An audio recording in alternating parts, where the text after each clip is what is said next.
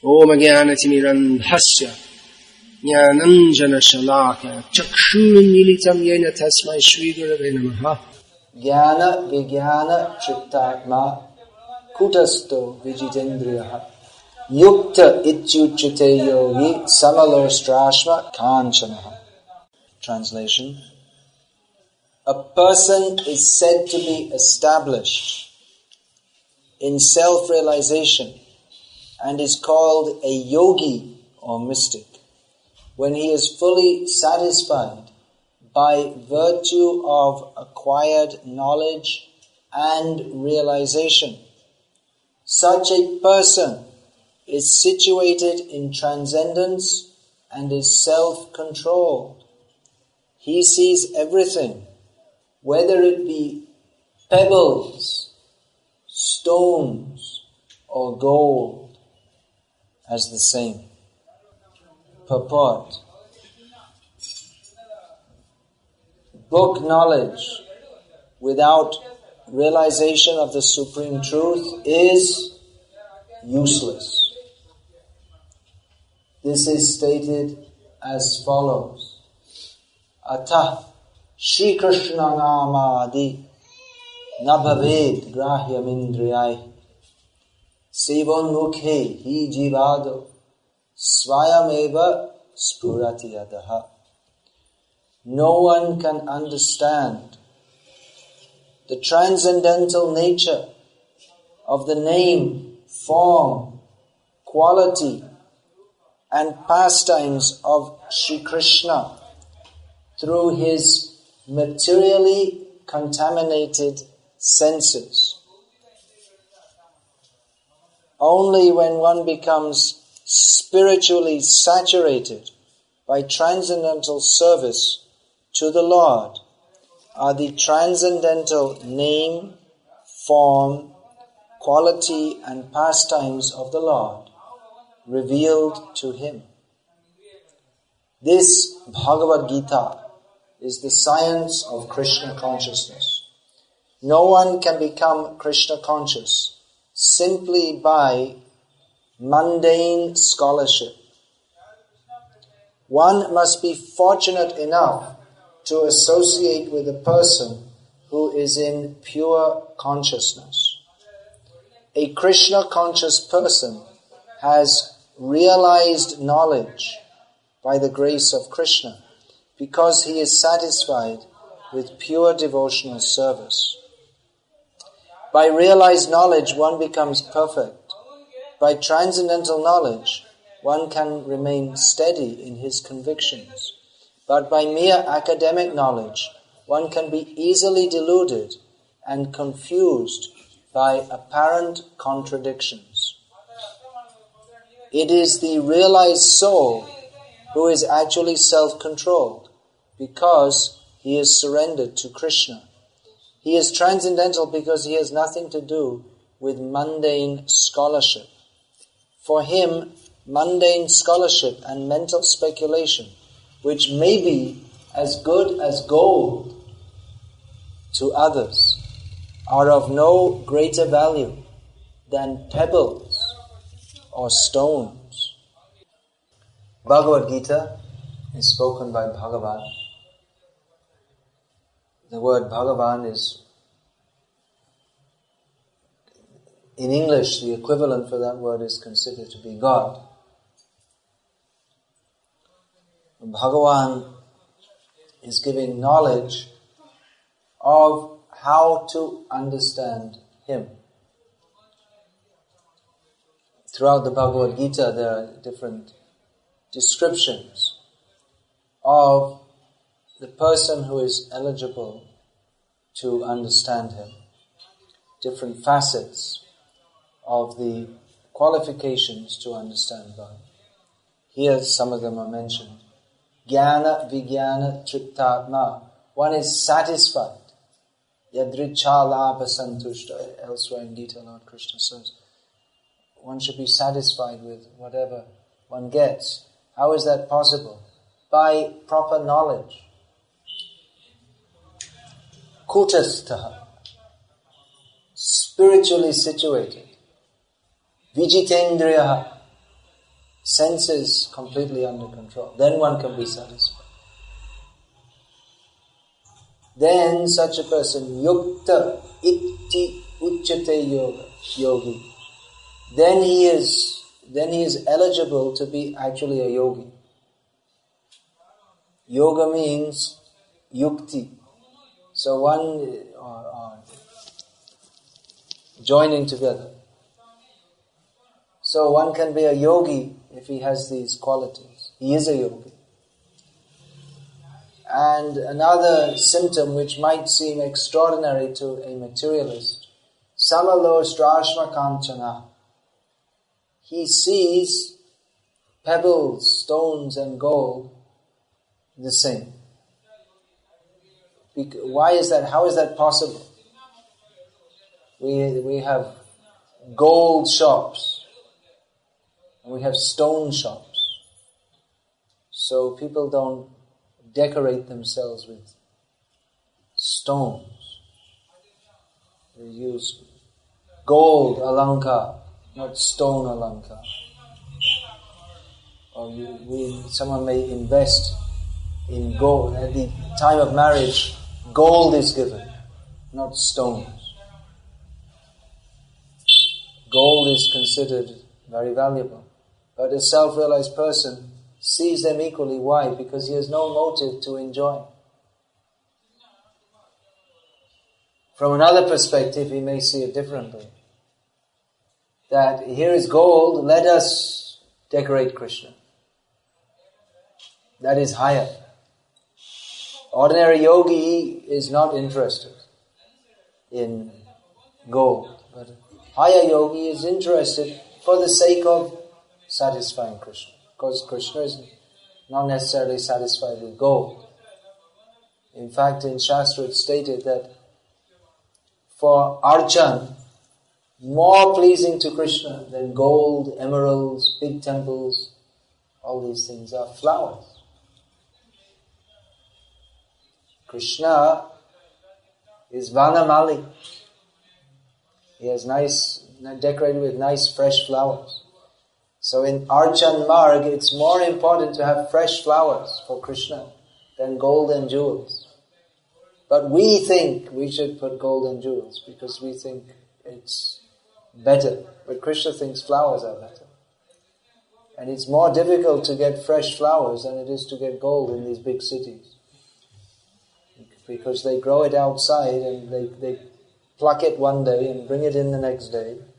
And you can't offer fresh flowers to the Lord. So what is the use of living in this big city? And you can't even get fresh flowers to offer to the Lord. Miserable. So these are some of the prerequisites for one who can understand Krishna. The idea is given that one who has no material desires. Triptatma, santushta satatam yogi. This theme comes again and again in Gita. One should be materially satisfied, not materially ambitious. Nowadays in India, everyone is materially ambitious. People don't want to stay in the village. Let us go to the town and earn more money. Let us work harder. Previously, most people in India operated on the understanding, yavadartha prayojana. We should work for as much as we need, not more. And balance time, cultivate dharma. Even, less than 10 years ago in some village area in Dakshin Canada, one American devotee was telling me he was making some buildings there.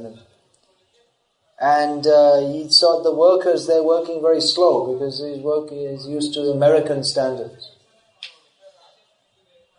So he thought, well, how to get them to work faster. So he told the contractor, we'll pay them more. Then they'll work first. He said, no, they'll work less. He said, oh, that doesn't make sense. So he anyway went ahead and paid them more. And the next day they didn't come to work. He said, what happened? Well, they're only working for as much money as they need. So if you give them 2 days pay, then the next day they won't come. They'll come when they need money again. So that's even in the modern times. Still that consciousness is there. That What are we going to do? What should we do with extra money? Of course, I don't know if they're using this balanced time for dharma. But that non-ambition, that was ingrained in the Indian psyche, that we should be, that whatever we get, we should be satisfied. And the modern way of thinking is, however much we get, we'll never be satisfied. So which is better? To have a little and be satisfied, or to have a lot and not be satisfied? Crazy people will say, better to have a lot and not be satisfied. But then you're always dissatisfied. However much you get, you'll be dissatisfied. And the result of that is that one cannot understand Krishna. Let us consider what does it mean to understand Krishna. Prabhupada has quoted this famous verse, key verse for understanding Krishna consciousness. Atha Shri Krishna Namadi. Who can say the rest? Who said that? Say it again, please.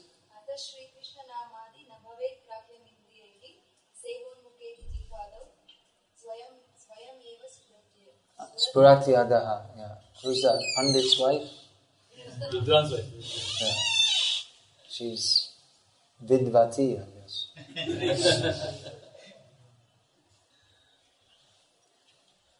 So, I was saying at midday, maybe people were not happy that women, they shouldn't be educated, but they get educated by being with their husband, who's the guru. That's the system.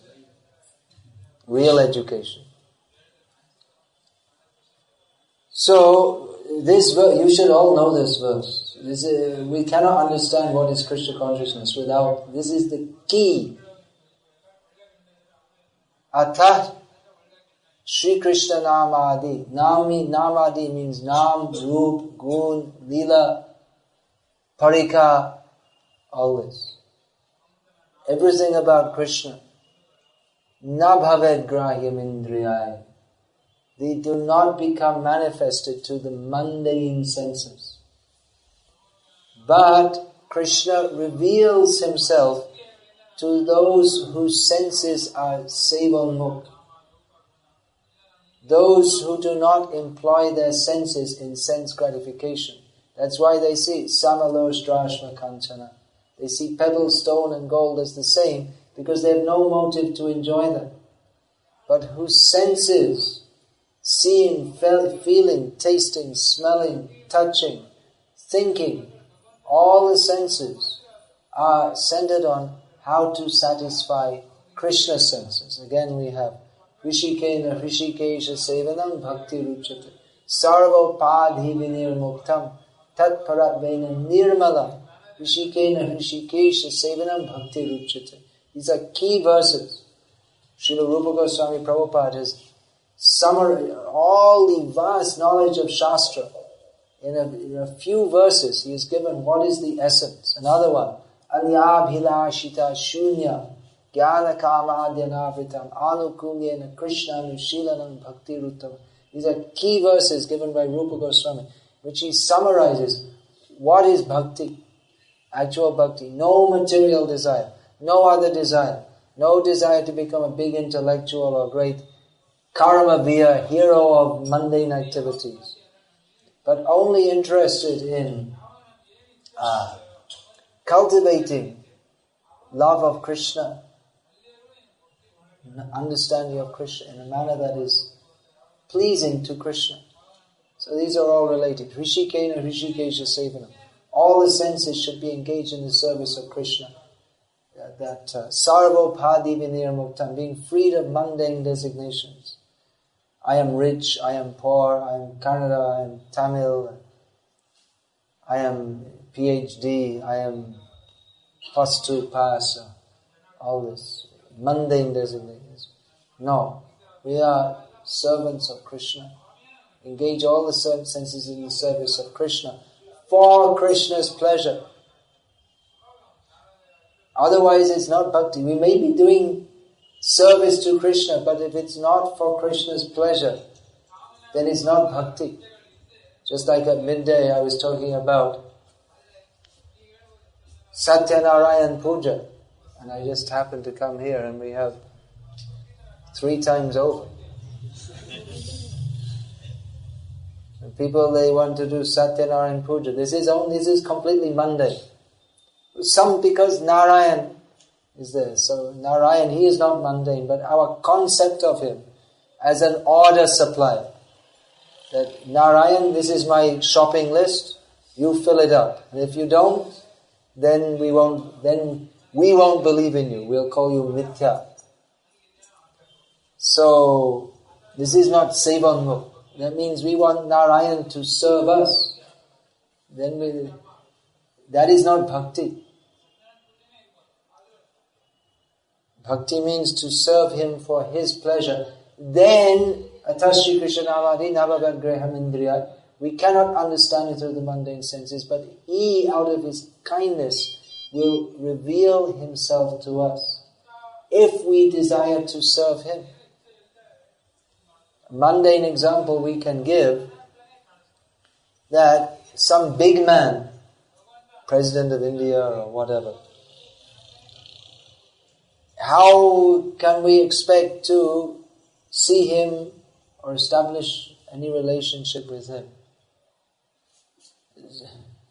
These big ministers, chief minister, they have open house sometimes, isn't it? They allow for half an hour a day. And if you can get in and you say, please sign this, and he signs it, and then you go up.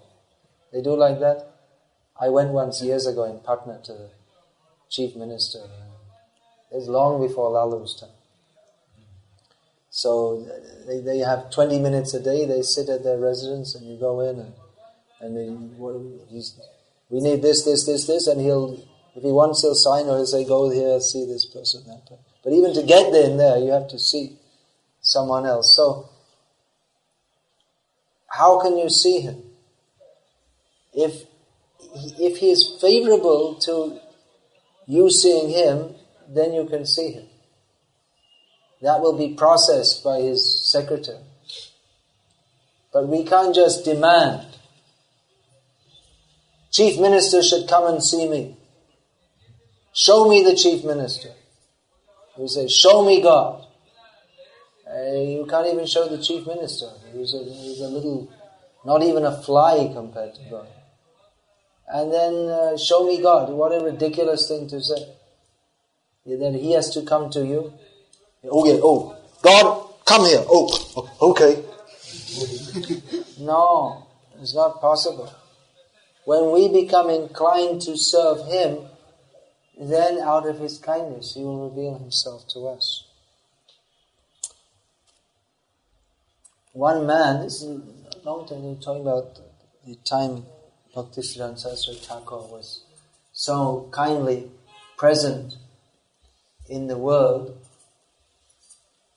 among us. So one man came to him and said something, there's one acquaintance of mine. I can't understand, he had so much bhakti for Gaura. Gaura means Gauranga, Chaitanya Mahaprabhu. He had so much bhakti, and then he completely changed. So I can't understand. Maybe you can explain what happened.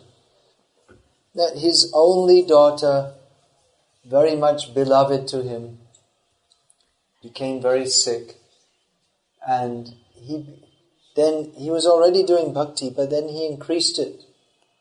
So he became very strong in bhakti, and he was always, all the time chanting, Gaura, Gaura, Gaura.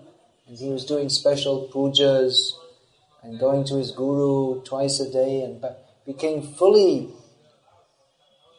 absorbed in Gaura bhakti. But then anyway, his daughter became more and more sick, and eventually died in great pain. So after some time again, I saw my friend, or this acquaintance, and I asked him, well, how is your Gaura bhakti going on? There's no such person as Gaura. If there had been any such person as Gaura, he would have saved my daughter. I was doing so much bhakti. But anyway, my daughter died in pain. So there's no Gaura. No Gaura Tora in Bengali. There's no such thing. We don't believe in any such thing. So this man said to Bhaktisiddhanta Saraswati, how is that? How is that possible? And he said he was never worshipping God. He was worshipping Shaitan in the name of God. That he was not worshipping the Gaura of Swarup Damodar, Rupa Goswami, Madhavendra Puri, who have prayed to Krishna that we are simply awaiting your mercy in any form that it comes. Just like the chartered bird is looking up to the cloud, hoping for rain, and maybe the thunderbolt will hit him, but still he won't take water from any other place. He'll only wait for the mercy of the cloud. Ashrishya padaratam pinashtuma adashanam namahatam karotuva yatatata va vidhatu lampato nat prananatas to sevanapara. That you slap me, crush me, or embrace me. Either way, I know no one but you. This is bhakti. Bhakti is not, we'll do Satyanarayan Puja and he doesn't do what we say, so we throw him out and we worship Sai Baba instead. You say Sai Baba is better because Sai Baba fulfills all our desires. It's not bhakti. It's a long way from bhakti. People say bhakti, they use all these words, bhakti. And no one knows what is bhakti. Everyone in India, they know this word, at least the Hindus. Probably the Christians, maybe the Muslims also, I don't know. But this word bhakti is well known. And people say, yes, I'm doing bhakti. They have no idea what is bhakti. Mostly people think bhakti is you do some puja and then you pray to God and you go to the temple and the God gives you something. But bhakti means anyabhilashita shunya. No desire, except what desire? Sevanmukh. How to serve Krishna for His pleasure. Not that I make myself the center of the universe and Krishna, He should serve me. But rather understanding, He is Prabhu, we are servant. We have to serve Him for His pleasure. And if by serving Him there is displeasure for me, that has to be accepted. That is the test. So many times people come and they're coming to bhakti, they come to us. And there's that Chatur vidha bhajante manjana sukritin arjuna artho jignaso artharthi gyani cha bharatarshava. 4 kinds of pious people, not devotees yet, but sukritivan. They come to Krishna with personal desires for money or getting rid of the material distress, getting free from material distress. Or just some curiosity, what's this all about? Or they may be jnani also. Jnani is best, according to Krishna. They have some understanding actually what Krishna consciousness is. But mostly people come for relief from distress. But then they may find that their material difficulties increase. And they say, what's the use? But that means they never understood what is bhakti. If they're fortunate enough to get association of pure devotees in their difficulty, then even their difficulty increases and they will understand how this is Krishna's mercy. But if we don't associate with pure devotees, then we'll think that bhakti doesn't work. That means they have no idea what is bhakti. Thinking bhakti is for increasing our material facilities.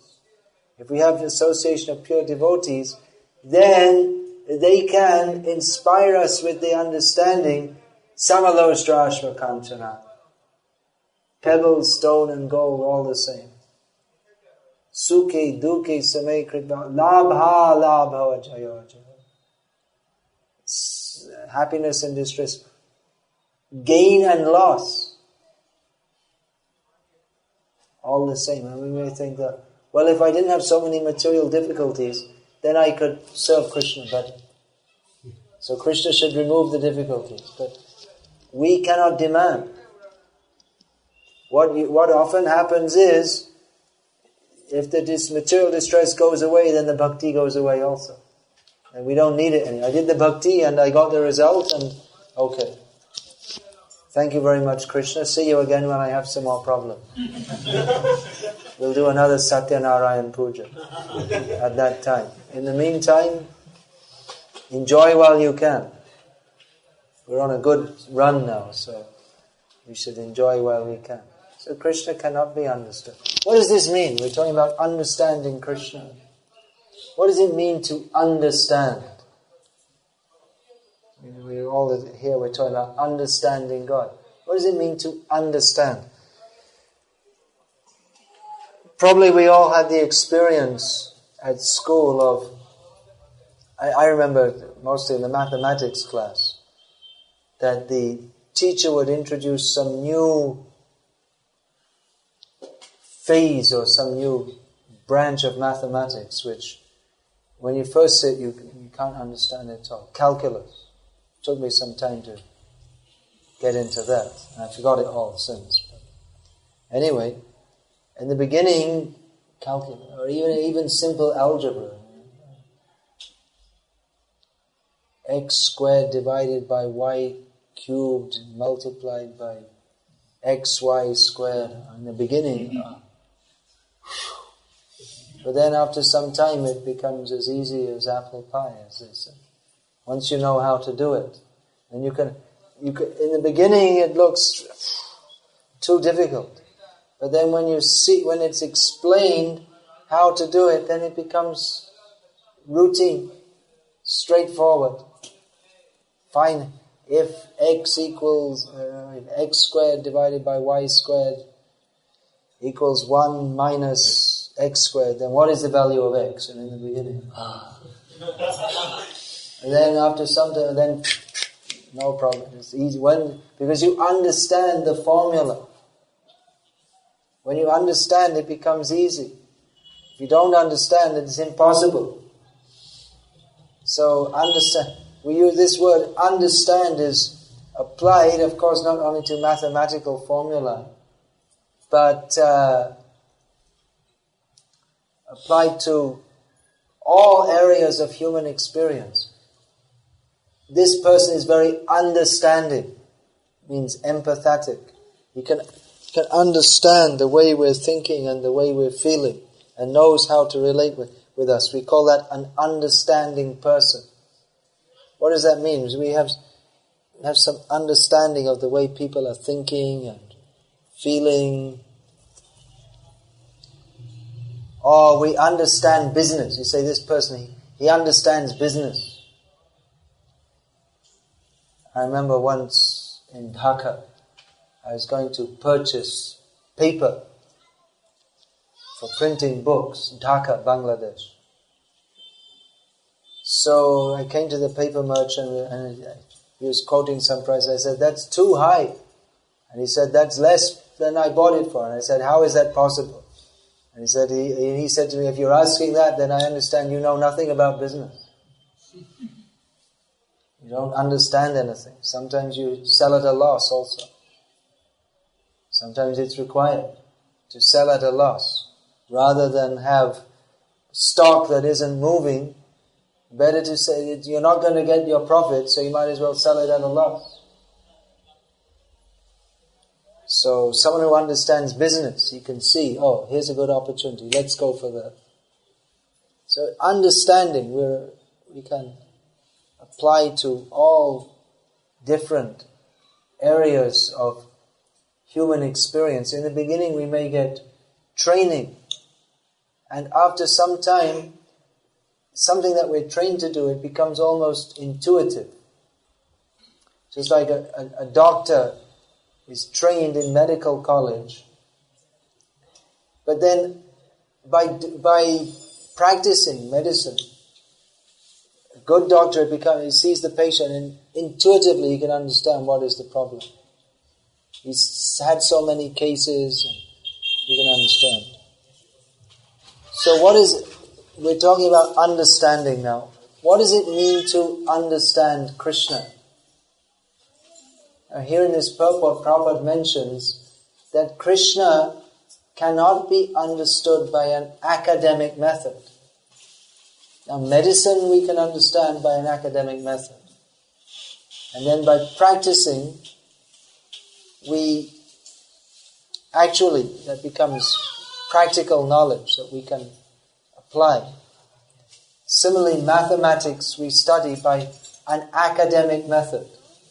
And then in the beginning it may be difficult, but when we're practiced, then we can do calculus and all these different things. We understand.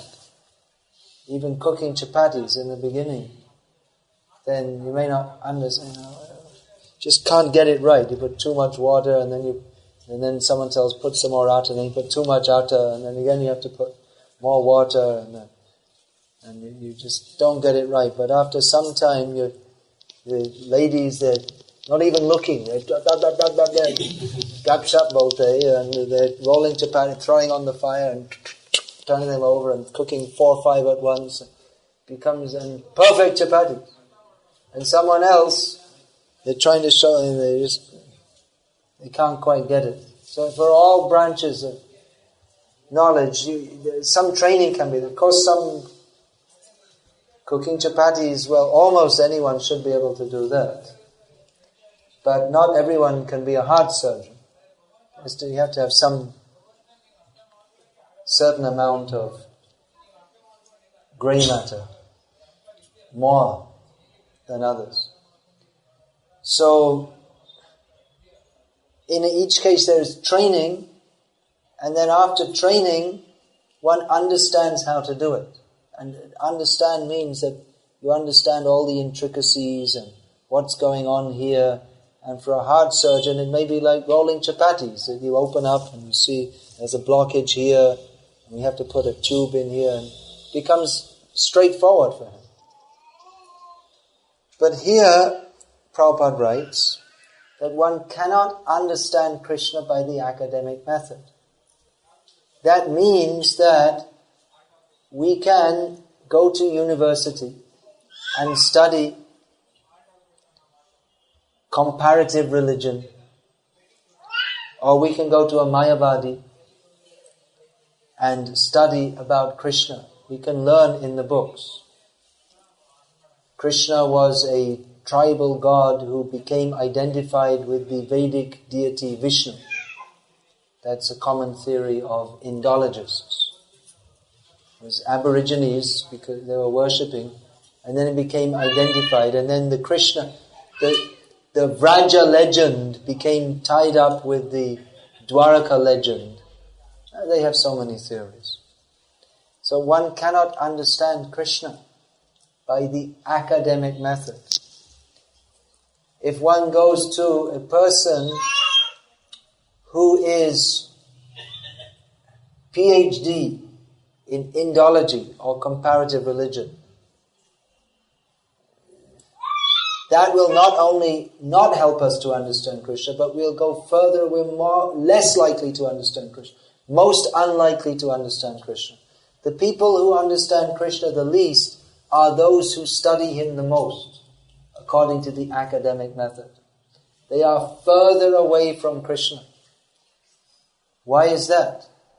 The best mathematicians are those who study. The best doctors are those who, they do their MBBS, and then they become a specialist, then they become a super specialist. You study more and train more. But then if you study Krishna, you'll understand less, because this method of study does not invoke sevan mukta, the attitude of service by which Krishna can be understood. It invokes the attitude of thinking that Krishna is a subject for me to study. I'm going to university, what shall I study? Maybe I'll study sociology, or maybe psychology, or maybe statistics, or maybe pure mathematics. People don't study pure mathematics in India, do they? No one.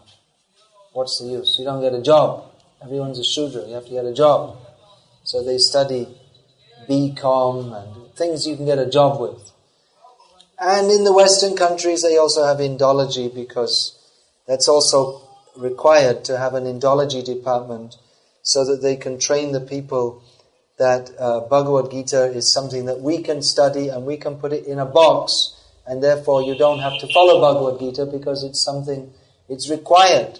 They require to have an Indology department so that they can maintain their society without any transcendental understanding. So they have to study Bhagavad-gita and Krishna and all these things. Otherwise it's very dangerous. Otherwise someone might come and teach Bhagavad-gita as it is, and then people won't believe in all the other rubbish things they're teaching in the university, and that'll spoil our whole system. So it's very important for the materialists to have Indology departments in their universities, so that they can categorize Krishna according to mundane knowledge, so that we can say, yes, just like we understand mathematics, psychology and chemistry and physics, we know about Krishna. Krishna's in this box here, under control.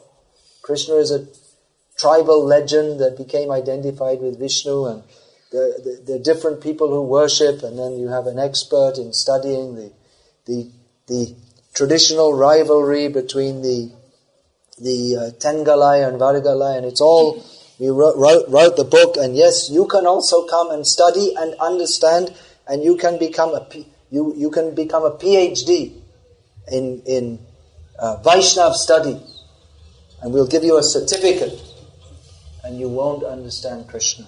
You'll never understand Krishna. You'll be further away from understanding Krishna because the methodology is incorrect.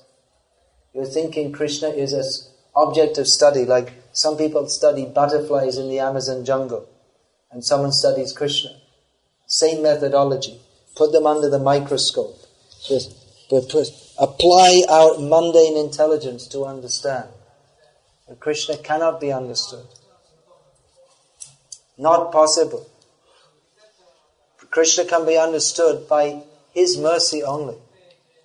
Atapi te deva padambuja dvayam prasadale shanu grihita evahi janati tatvam bhagavan mahimno nachanya ekopi chirang vichinva. Which means, does anyone know what this means? Can anyone say? Krishna cannot be understood by the academic method, but Krishna is to be understood by the spiritual method of study.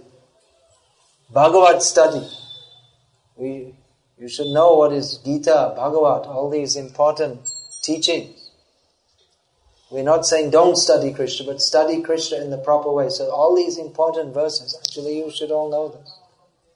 Very important. It's related to this. Atashri Krishna, at least you should know this one. Atashri Krishna namadi nabhavet grahyam indriyai sivum mukhehi jivadar swayam eva spurati adaha. Does anyone remember what this means? Quoted it 3 times now. Twice. Can anyone remember what it means?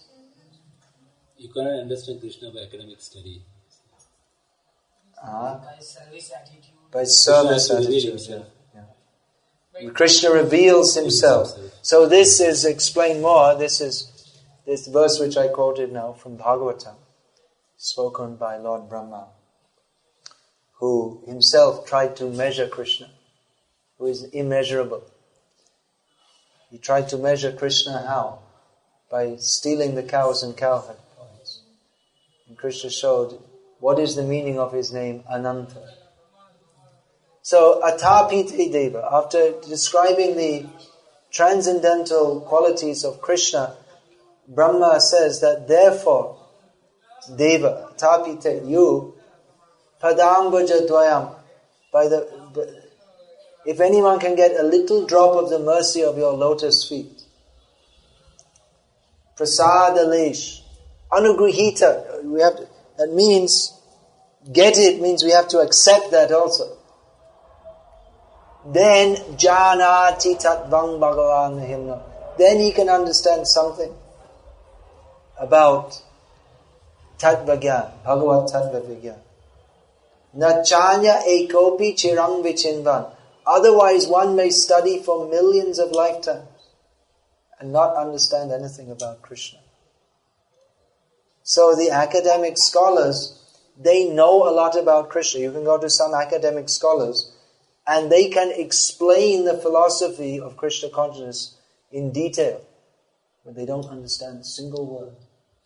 They can explain, Jiva Goswami says this, Ramanujacharya says this.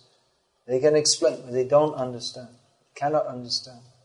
They think they understand, and it may appear to others that they understand. But understanding will be demonstrated in seva. Seva mukh doesn't just mean, I feel like doing some service. It means actually doing service. So the result of the knowledge will be of understanding. What is that understanding? Understanding, He is Prabhu, we are Das, we have to serve Him. Jive Swarup Hoy Krishna Nitya Das. This will be demonstrated in our desire to serve. But that desire to serve also has to be anyabhilashita shunyam. Otherwise, so many people come to serve God, but that is a business deal. I'm serving, I'm scratch your back, you scratch mine. You've got a bigger hand than me, so I can get more back from you than you give to me, than I give to you. So this is not actually bhakti, if we're thinking what we can get from Him. So, if one has developed an attitude of service, then Krishna reveals, we cannot understand God. The mundane senses, they cannot understand. They're wholly inefficient, wholly incapable, totally incapable of understanding Krishna. The mundane senses, what does this mean, mundane senses? The senses, they are grouped around, what is this? Vishayanupasevate. What is that verse? Shotram chakshu sparshanam cha rasanam granam evacha adhishtanam manaschayam vishayanupasevate. All the senses are grouped around the mind, and according to our mentality, we employ the senses in sense gratification. In other words, a hog, his mindset is that stool is wonderful.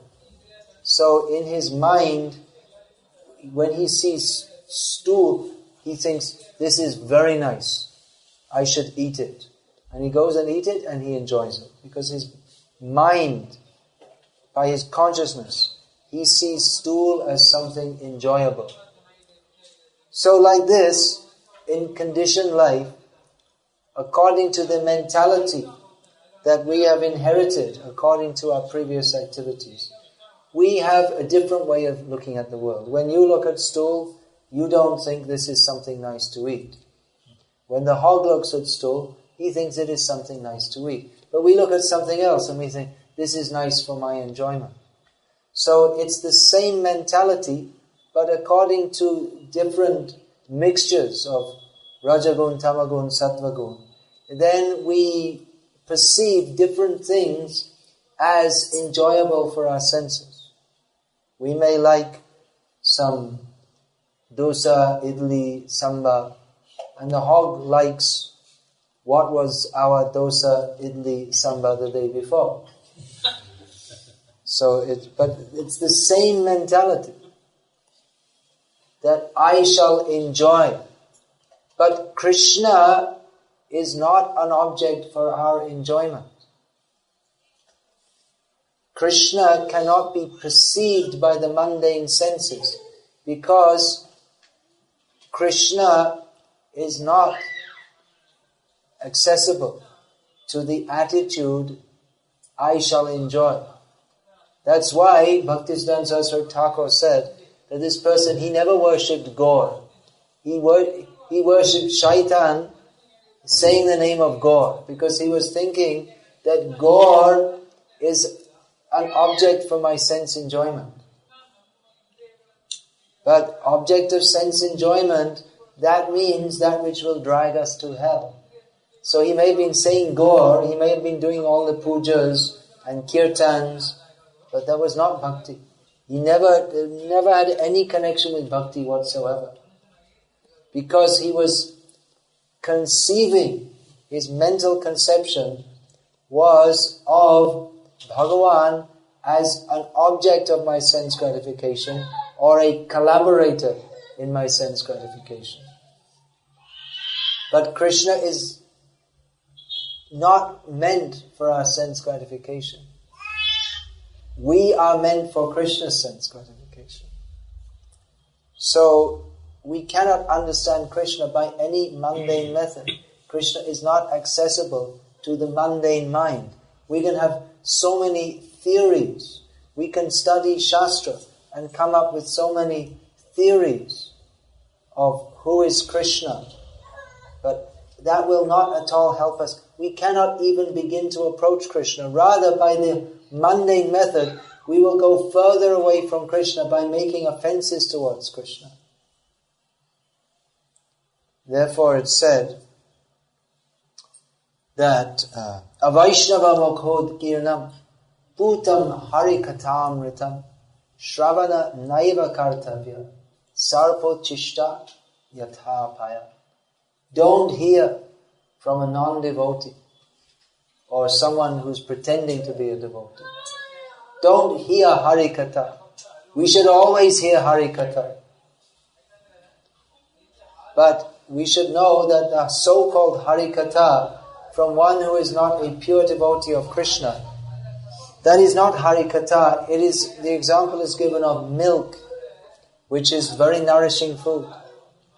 But if we take milk that has been partially drunk by a poisonous serpent, then the effect of drinking that milk is not that we will be nourished, we will be poisoned.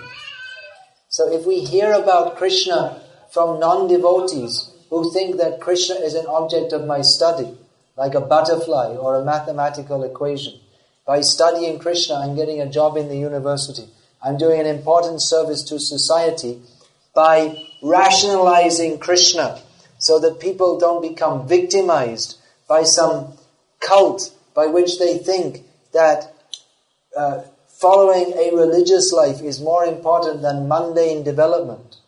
And what will happen if people become religious? Many people ask us this. What will happen to the world if everyone becomes Krishna conscious? Then all the material progress will stop, the factories will close. Yes. But it won't happen because you rascal, you're not going to become Krishna conscious. So don't worry. At least you won't be Krishna conscious. Not everyone's going to be Krishna conscious. And there are many rascals like you. So don't worry. The factories are going to go on. We are worried as the factories are going on. But they become worried. What will happen to our progress of material society? So Indology department is required in the university so that they can put Krishna in a box and rationalize. Yes, God means it's some psychological crutch for people who cannot face up to the world. This is the explanation. All religion, all the contributions of the great acharyas have been thrown in the rubbish bin by Freud, who says it's a psychological crutch. Of course, God has thrown Freud in the rubbish bin, but people, they go on with these theories. Psychological crutch, because you can't face up to life. Therefore, people believe in God.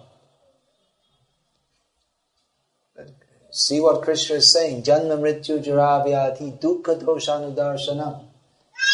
You can't face up to like, why should you face? Why should you want to be in a situation where there is repeated birth and death, punctuated by old age and disease? An intelligent person doesn't try to become a well-balanced person. You should be well-balanced. Well-balanced means that you smile as you march towards death and rebirth. That's what they call psychologically well-balanced. That we should be very happy and well-adjusted and don't think about the suffering of material life. Or if it's there, yeah, okay, it's there. But anyway, there's a TV and DVD and everything's okay. The company looks, you do your service to the company and the company will look after you. The company will provide you swimming pool, life insurance, pension scheme, education for your children. The company loves you. Now you surrender to the company. Give your life to the company. And for every 1 rupee we pay you, we make 100 rupees profit. We love you. You give your life to the company, we will look after you. But dear Mr. Fakimuchu or whatever, you don't even know who the boss of the company is. Someone sitting in another company, another country. This is modern life. You don't even know who you're working for. So, but he cannot protect you from death. So the company is looking after you. It cannot protect you from death. It's another illusion. So this Indology, we're studying Krishna. We have demystified Krishna. We have explained religion. Religion is a psychological crutch. Finished. That's it. 2 words, psychological crutch. And all the contributions, all Bhagavad-gita, all the contributions of the acharyas, we don't need psychological crutch. But Shastra teaches us to recognize what is reality. Dukkha doshanu darshanam. To come to a platform beyond desiring kanchana, gold, kanaka kamini, platform beyond that. But the materialists, they only see where is kanak and where is kamini. Where is money and where is sense enjoyment, especially sexual enjoyment. This is the material platform. So, Krishna cannot be understood from the material platform. He is ad hoc saja. He is all rights reserved. He calls the shots. He is the boss.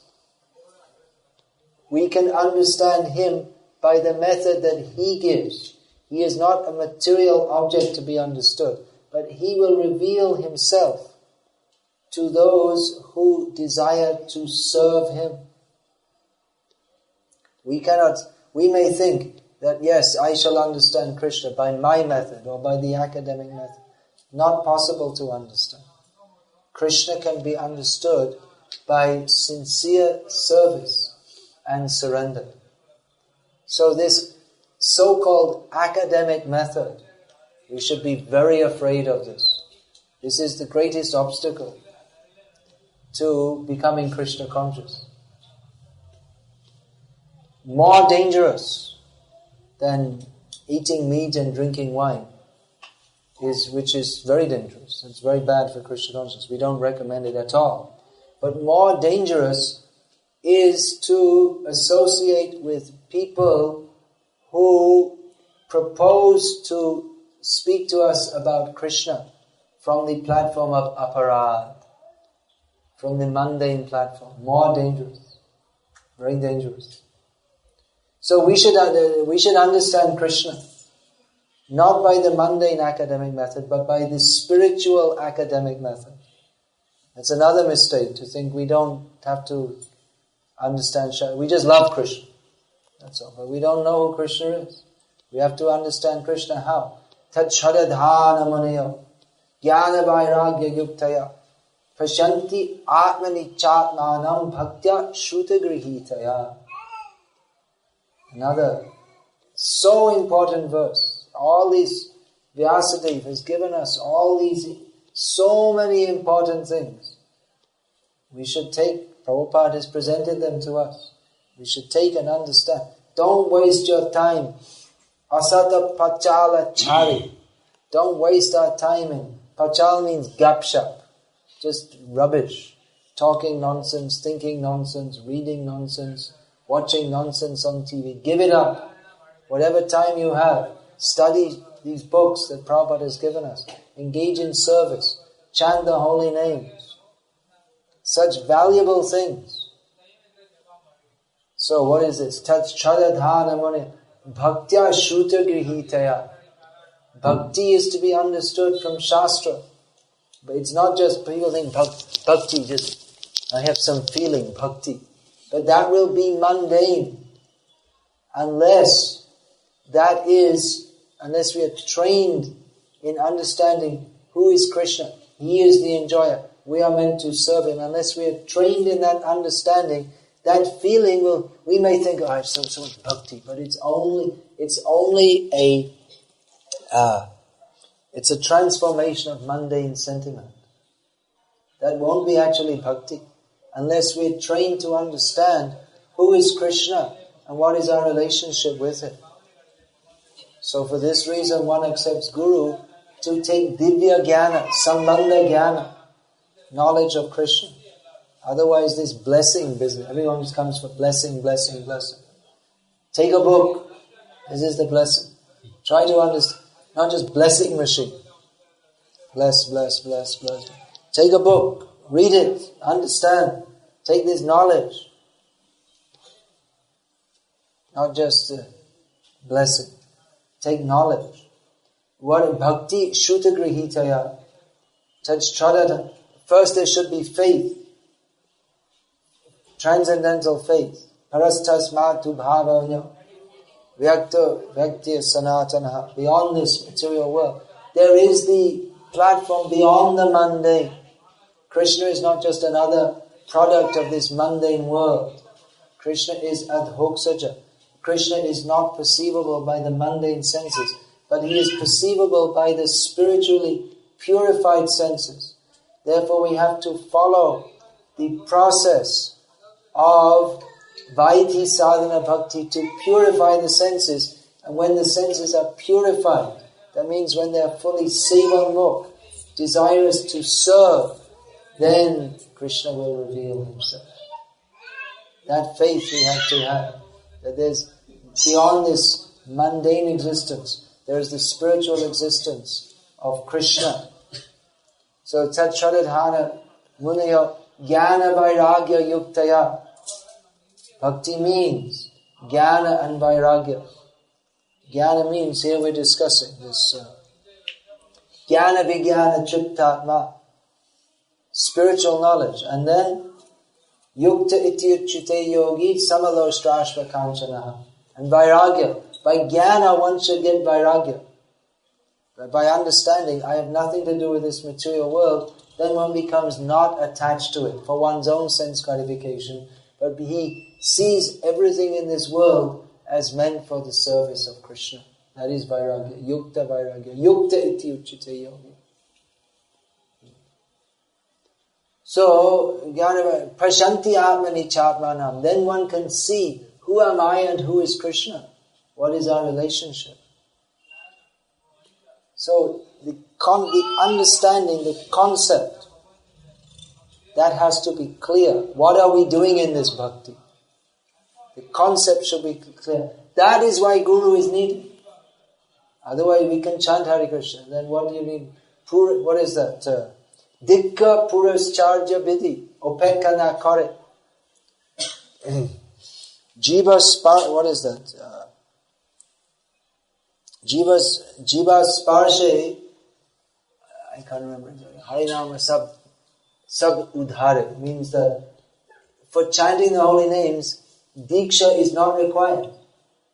Purascharya vidhi, preparatory vidhis, they're not required, because simply when one chants, the effect of holy name is there. Then why Diksha? because that chanting, that will not be proper chanting unless that is accompanied by understanding of who is Krishna. So, the Guru is required to give Ajnana timirandhasya jnananjana shalakaya chakshur militam yena tasmai Shri Gurave. To give the proper understanding of who is Krishna, what is our relationship with Krishna, how to develop that relationship with Krishna. Otherwise, bhakti will be some kind of mental speculation, imagination. So, what is the vision? Guru gives darshan. We are blind. We are in the blindness of ignorance. So Guru gives darshan. Darshan means to see, but how do we see? Darshan is also translated as philosophy. Tattva Gyan. We will see. Jnananjana. We will see through the eyes. First of all, we will see through Gyan. Jnanagamya. We form the understanding of who is Krishna and what is Krishna consciousness. And then, Premanjana Churita Bhakti Vilochanena Santa Sadaiva Hridayeshu Vilokayanti. When that theoretical knowledge of Krishna is fully purified by being trained in Sevanmukh, Seva. Actual Seva means Sevanmukh, when we're only doing for the purpose of Seva. Then there is the arising of prem, Krishna prem. This word prem we shouldn't use very cheaply. Prem. What is that prem? Ado shata tata sadhu sangha. Tato bhajana kriya. Anata nivritti sat tato nishta ruchistata. Atasaktis tato bhava. Tato prema abhyudanchati. Sada kalam ayam premna. Prado bhave bhavet kramaha. Prema is gradually attained step by step. First there is some faith, then association with devotees, then engagement in devotional service, then freedom from all that is unwanted. Kam, krodh, lobh, moha, mada, matsarja. Then steadiness. Then taste, some taste. There's no ruchistata. Then attachment to serving Krishna. Then preliminary ecstasy. Then prema. So prema is not so cheap. You have to be guided step by step. Being freed from material desires. Developing only the desire to serve Krishna. Then we can understand Krishna. Understanding Krishna is not like understanding some mundane subject. I've understood. I know how to make chapatis. I know how to do calculus. I know how to do heart operations. I know how to serve Krishna. No, it doesn't work. It doesn't work like that. It's a completely different consciousness, different concept, different understanding. Krishna consciousness has got absolutely nothing to do with this mundane world or mundane understanding or mundane outlook. That's why non-devotees can never understand devotees. That's why they say, crazy, you're spoiling your life. Yeah, that's true. We're spoiling our material life. That's what we want. Let it be spoiled.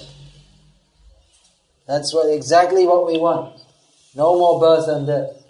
We want to serve Krishna only. We can also accept.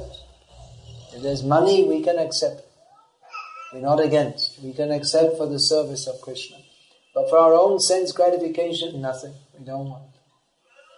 So it's a completely different outlook. So we should be very, very careful of trying to import mundane ideas into Krishna consciousness. We have to be careful of this because in preaching we have to begin somewhere. We have to speak to people to something that they can begin to understand. That's why we'll find Prabhupada in his preaching, he would always make basic points that people can understand. We are not the controllers, we are controlled. Prabhupada again and again would say this. Prabhupada didn't land in America and start talking about Krishna dancing with the gopis. If he did, then people would think it's something mundane. Even in India they think. But he would point out, you are not the controller. You are controlled. We are all suffering. Every material life is full of suffering. And people say, no, well, it's not the Prabhupada said. There's birth, death, old age and disease. Is this not suffering? People, then you have to admit. So that's the beginning. Krishna is pointing this out in Bhagavad-gita. But Krishna also points out that there is a condition beyond suffering, which you can be taken to. So in this way, creating faith by speaking things that people can just begin to understand.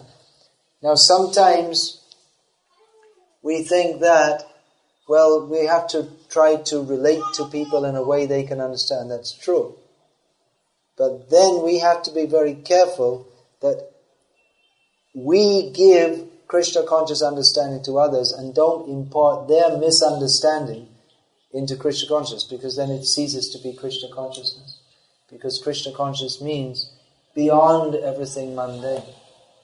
So just like, for instance, people or devotees, they may talk a lot about compassion or empathetic listening and all those things which are there in Krishna consciousness. But if we import these ideas from mundane psychology, and then we import along with it all the mundane psychological baggage of misunderstanding. And then we think that preaching means just to smile at people and be nice to them. Alright, smile at people, be nice to them, and tell them that we are not the body, we are eternal servants of Krishna. Preaching doesn't mean only to make people like us. That's how the mundane salesmen they work. But that you present, you're very nice and cheerful, and how are you? Pat the baby on the head, and here's this vacuum cleaner, and we bought it because it's really good and it'll really benefit you.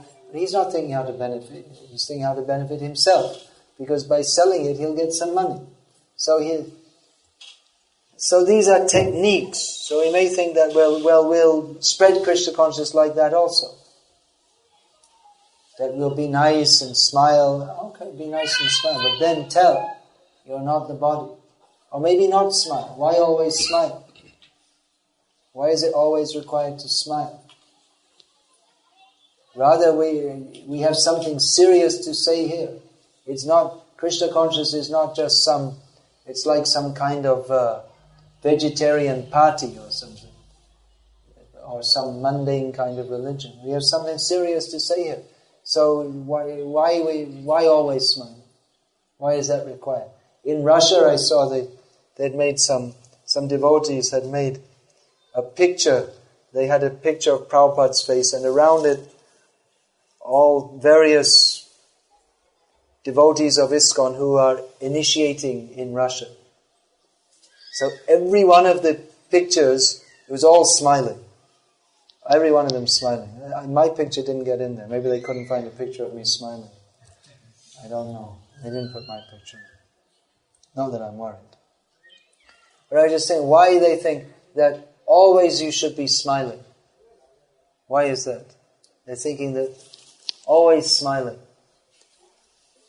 That they have some stereotypical idea that a guru is someone who's always smiling.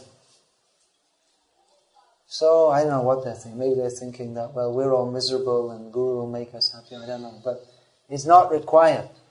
They're always smiling like some salesman. But rather, you may smile, but that's tatashta laksha. Smiling or not smiling. That is the secondary characteristic. But Swarup Lakshan of Guru is speaking transcendental knowledge. Smiling or not smiling. Maybe shouting. Maybe calling you rascal. You may think, oh, that's not very nice. But his Swarup Lakshan is to give like the Swarup Lakshan of a doctor is to give medicine. He may smile or not smile. I'm going to a heart surgeon. Which heart surgeon are you going to? That? Oh, he's not very good, but he smiles. Better go to the heart surgeon who doesn't smile and does a good operation. So, because we're on the mundane platform, we tend to judge by something external. But who is giving the medicine? Who is expert in giving the divyam jnanam? That we should see. What is the transformation? If we're thinking we'll go to Guru and transformation means I'll be more happy in material life, then we never went to Guru. We never went, just like that man went to Gaura. He never did Gaura Bhakti. Because he was thinking that Gaura will transform my material life so I shall be happy. But actual going to Gaura means to transform our material life so that it no longer exists. We come to spiritual life. So, this Krishna consciousness means change. Complete change. Complete different outlook. Otherwise, we cannot understand Krishna. Then, mrityu samsara vartmane, ashadadhana purusha, dharmasyasya parantapa, aprapya mang nivartante, mrityu samsara vartmane. What's the translation of this verse? Yeah. Yeah. One who is not having faith. He does not remain on the path of dharma, param dharma. Aprapyamam, you don't get Krishna. Krishna is attainable by faith, not blind faith, but shastriya shraddha. Not lokik shraddha, but shastriya shraddha. Krishna is understood by faith. But if we don't have faith, then we don't get Krishna. That is, what is bhakti? What is the adhika for performing bhakti? Ado shraddha. Shraddha vanjan hoy bhakti adhikari. One who has faith can become a bhakta. And then, uttam madhyam kanishta shraddha anushara. One is understood to be on the topmost level of bhakti, the middle level, or the kanishta, which is not really bhakti at all, but almost bhakti, according to one's development of faith. So Shraddha means, Shraddha Shabde Vishwas Kahe Sudurja Nishchoy Je Krishna Bhakti Koile Sarva Kama Krita Hoy. Faith means the faith that I only have to do Krishna Bhakti, nothing else. I don't need anything else. Only that is complete and perfect in itself, and everything else except Krishna Bhakti, Anya Abhilashita Shunya. Everything else that is Anya Abhilash, that is not Bhakti. That is Bhakti Badha. That is an obstacle in Bhakti. So if we think I'll worship Krishna for material progress and Lord Shiva to get free from my disease or something like this, that is not Bhakti. For Krishna, we'll do Bhakti to Krishna but I'm having all these material problems, so let's go to some demigod. That's not Bhakti. Anya deva shrainai tomare kahinu bhai ei bhakti paramakaram. Bhakti means not going anywhere else, only going to Krishna. There are so many things to say. I'll finish it because people are beginning to leave. Otherwise, nachanya ekopi chiram vichinda. We can go on speaking millions of years. We should go on. Go on hearing. Don't do anything else. Only hear Harikatha. I have to go. Don't go. Stay. My house is burning down. Let it burn down. You hear Harikatha. This Bhakti Siddhanta Saraswati said. Someone came speaking and he left and he said, I have to leave. Why? My son is dying. He said, sit down. Listen. Let your son die. Listen. You hear. This is more important. Anyway, he's going to die. You can't stop him dying. Hear Harikatha. He spoiled his life by not hearing Harikatha. You hear. It is required to hear Harikatha. It is not required to do anything else. Who's ready for that? Now I have my business, I have my family, I have my dog, my cat, dog food, vegetarian dog food. I saw a packet for all the pious people who keep dogs. But actually people who keep dogs as pets, they go to hell, according to Shastra. They become dogs. So don't be dog conscious, be Krishna conscious, God conscious. Hear. You have to hear about Krishna. Shravana kirtan karo anukhan asata pachala chari kahe premananda manusha janama shafala karana bhari. Go on hearing and chanting about Krishna. Don't stop. Just everything else, just forget it, give it up. We got this human form of life, so now we should make it successful. Don't put it off. I'll be Krishna conscious later. No, now, hear Harikatha, chant, hear, chant. Is there any question? Hare Krishna. Maharaj, we are discussing about only we have to worship the God. We should not go to demigod. Worship the God. Worship Krishna alone. Yeah. The God means something out there who gives us things. Krishna. You have to surrender to Krishna. Worship only to Krishna, not any other demigod. Worship, that's another English word. Not a very good word. Anyway, we're using this stupid language. Bhajan. You should do bhajan.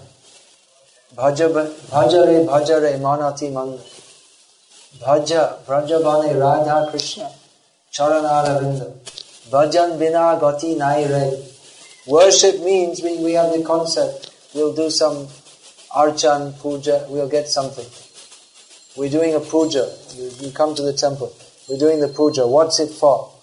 Okay, that'll be 300 rupees. Puja for this, puja for that. Krishna Bhakti is not worship, it's bhajan. Bhajan means seva, nothing, we don't expect anything back. Anyway, it's a horrible language, but we're using it. But we should understand what are the meanings of these words. Bhajan, seva. Yeah, then we're worshipping Krishna. Yeah. I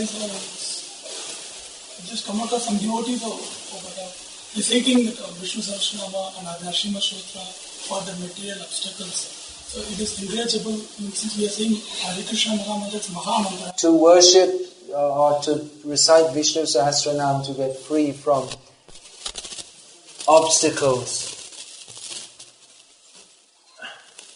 There are two ways of looking at it. From above and from below. From below, it's better than going to a mundane psychologist.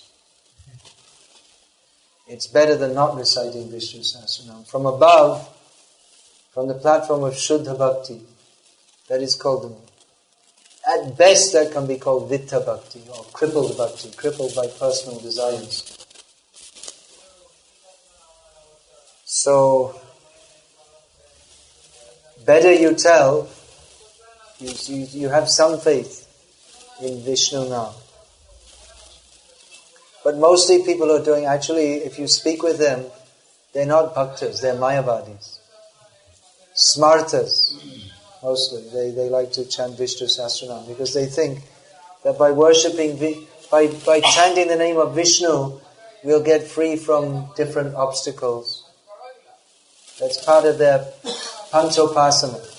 We worship Surya for dharma, and then Ganesh for artha, to get free from obstacles in making money.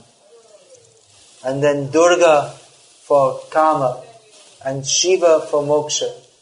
And Vishnu is the all-inclusive. He's the Param Devata, coming from the Avyakta. And that he fills in all the holes. So it's actually an atheistic idea. That is not bhajan. That is not bhakti. So they have some kind of faith in Vishnu now, but that is not actual bhakti. That is a perverted kind of faith. So we can tell them, give a proper understanding how Vishnu Sahasranam should be chanted. Smartas are chanting and Vaishnavas are also chanting. The Vaishnav understanding, that is better. That is actual understanding.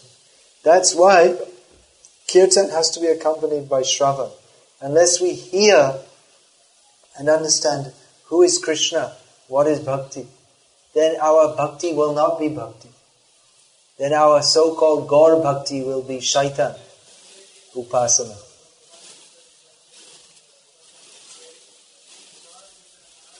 All these words, we have to understand what they mean. Otherwise, people think Bhakti, they understand it according to smarta understanding. Bhakti is something you do, and when you get mukti, then bhakti is a means. Then you get mukti. Or bhakti is you do bhakti and then you come to the higher level of jnana. Then you stop doing bhakti. So many misunderstandings. That is not at all bhakti. If we say bhakti, people say, oh yeah, bhakti, that's very good. We'll do bhakti, we'll get some blessings from the God, and maybe those who are on a higher level of bhakti, they do bhakti, then they get mukti and they give up bhakti. So all these wrong ideas, so much education is required. So bring people into Krishna consciousness. But first of all, we should know what we're bringing them into, ourselves. Janma sata kari karo para upaka. We should know what is all these basic points. Atha Shri Krishna Namadi. You should all know this. All these points. Someone's coming, initiated 10 years, and they don't know what is this. Atha Shri Krishna Namadi. That means they're never initiated. I'm initiated 10 years. I'm a senior devotee. They don't know the basic things. And what's the initiation? What happened? There's no divya jnana. It means there's no actual diksha. Yeah, I got diksha. I sat in the ceremony. I got the name. But the ceremony and changing of the name to Krishna Das, then you have to understand what it means. What is Krishna Das? So people are very anxious. Give me diksha.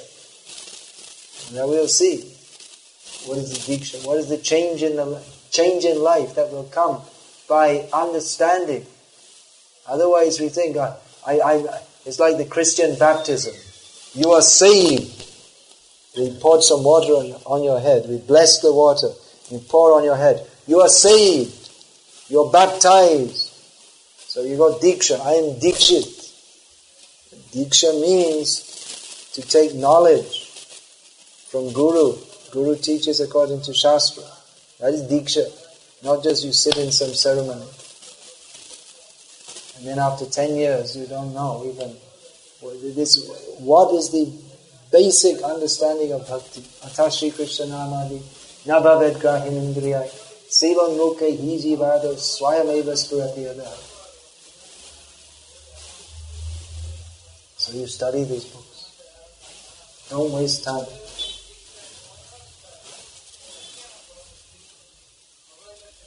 You call this Vidvan Gauranga here. Have him teach you all these things. He's teaching people from all over the world. Charity begins at home.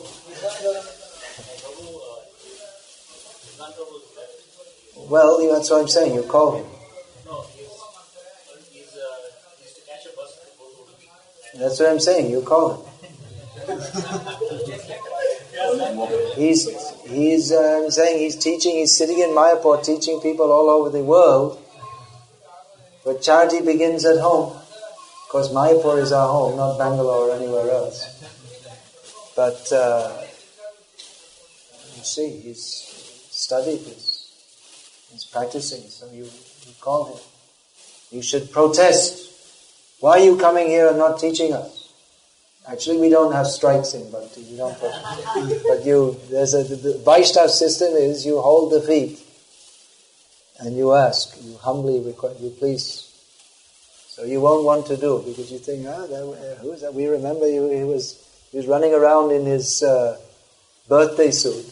We remember him. He was running a baby, and now he's teaching. We cannot learn from him. You should learn.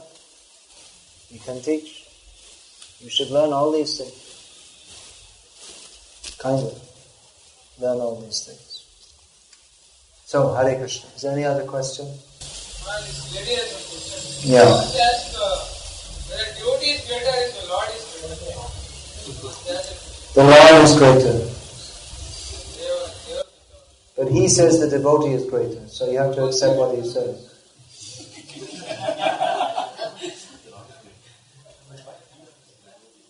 We accept that the devotee is greater because he says so and he's the greatest. This cannot be understood by material, mundane, academic understanding.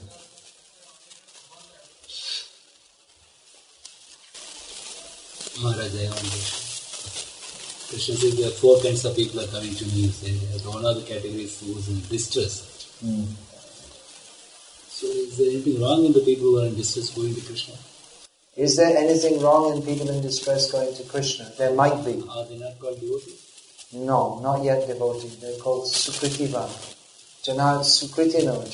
They can become devotees. But devotee means Anyabhilashita Shunya Savadhamam Parittanja. So, their going to Krishna is good. But the mentality of thinking, I shall engage Krishna in my service is not good. So they have to associate with devotees to become purified from that mentality, then they can become devotees. If they are in distress, where they will go? Devotees.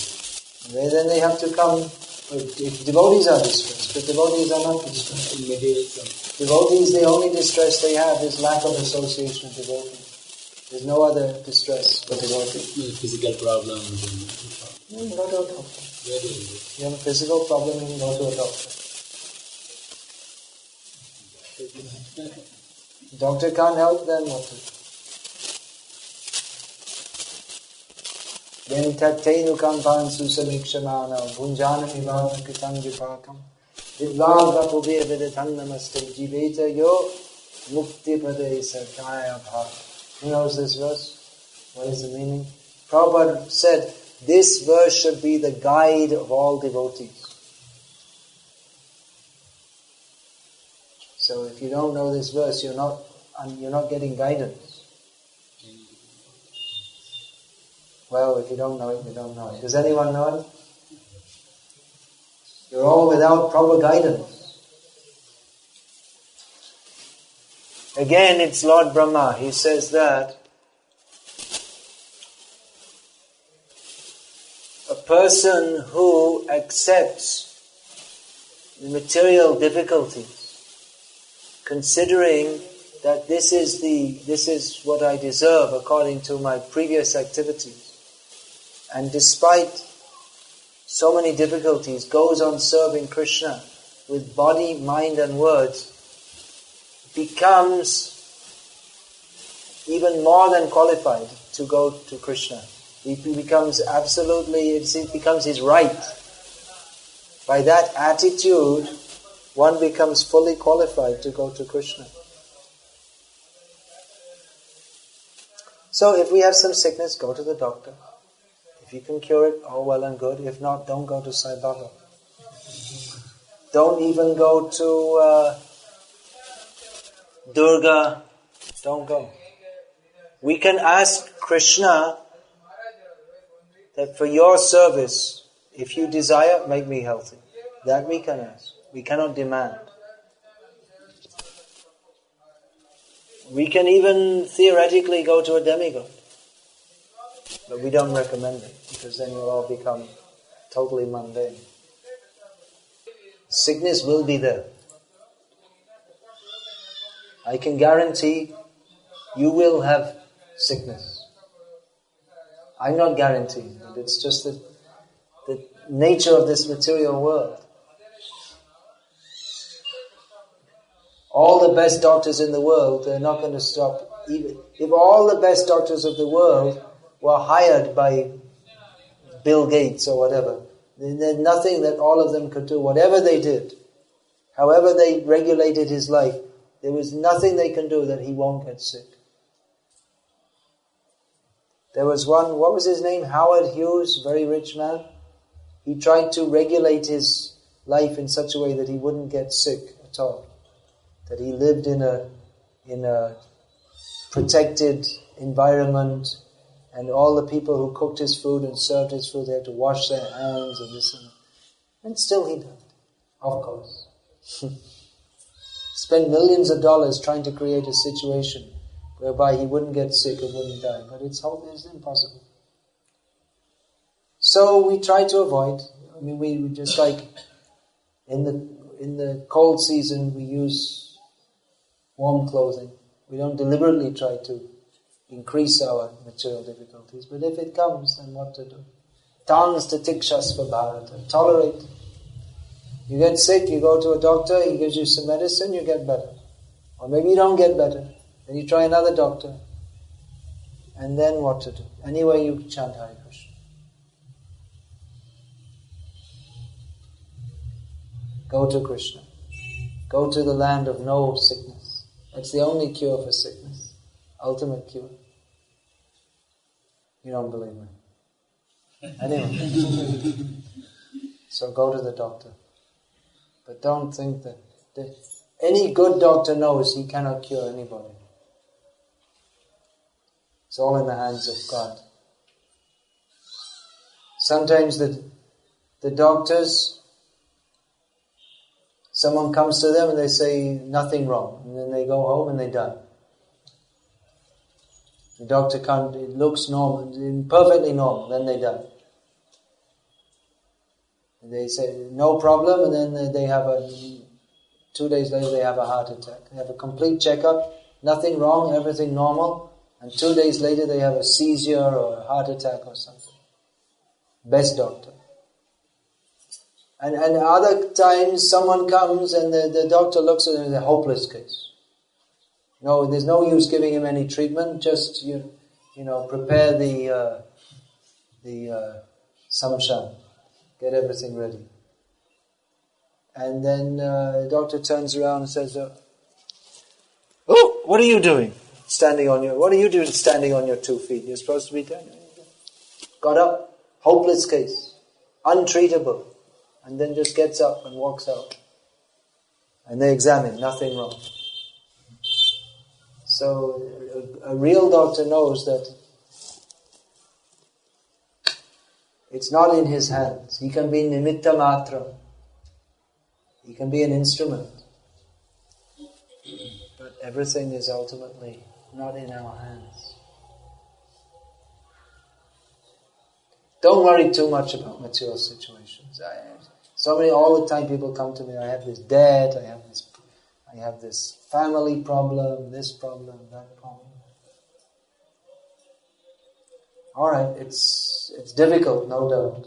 But just try to understand that the real problem is that we're not Krishna conscious. We have to go through. What can we do? This modern age is so difficult. But the good thing about it is it's so difficult that people who have any intelligence, they realize we have no shelter but Krishna. That's the good thing. So we may have to suffer sickness, debt, or something, this, that, the other, for some time. We may have to go through a whole life of suffering these difficulties. But then we go to Krishna. Don't think Krishna's job is to make me happy on a material platform. Then we'll never go to Krishna. Tattenu kampan susamikshamana. This is the guide of devotees. Try to understand this verse. Krishna consciousness means to see reality from the other side of the Viraja Nadi. We are sitting here thinking, this is me. I'm this body, I'm in this situation. But from the platform of eternity, we can understand It's really wonderful. I'm really glad I'm not this body. Otherwise, it's simply a cause of suffering. Everything connected with it. But the materialist is thinking the body is a vehicle of enjoyment. By thinking, I can enjoy through this body. So he tries to increase his enjoyment, actually just increases his suffering. This knowledge, this liberating knowledge, I'm not the body. Wonderful knowledge.